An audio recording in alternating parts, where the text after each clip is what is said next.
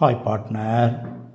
இப்போ பார்ட்னர்ஷிப்புக்குள்ள profit sharing ரேஷியோவை change பண்ணுறாங்கன்னா ஒரு பார்ட்னரோ இல்லை ஒன்றுக்கு மேலே உள்ளவங்களோ கெயின் பண்ணலாம், அல்லது ஒன் ஆர் மோர் பார்ட்னர் சாக்ரிஃபைஸ் பண்ணலாம்.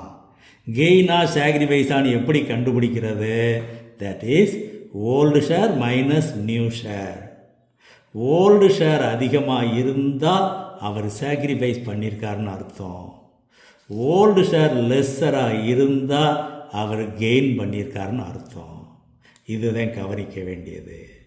சரி, இது எப்போ தேவைப்படுது?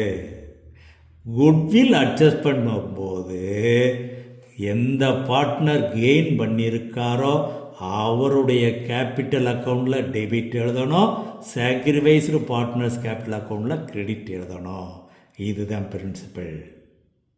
சரி, இந்த ரிசர்வ் ரீவேல்யூவேஷன் இதெல்லாம் பிரச்சனையே இல்லை. All the partners in old ratio principle as per admission. அங்கே என்ன சொன்னமோ அதே தான். சில நேரங்களில் வித்தவுட் அஃபெக்டிங் த புக் வேல்யூன்னு சொல்லுவாங்க. அப்போ அங்கே உள்ள பிரின்சிபல் படி ப்ராஃபிட்டோ லாஸானு கண்டுபிடிக்க வேண்டியது அந்த ப்ராஃபிட்டோ லாஸோ குட்வில்லுக்கு எப்படி அட்ஜஸ்ட் பண்ணமோ அதே போல் அட்ஜஸ்ட் பண்ண வேண்டியது.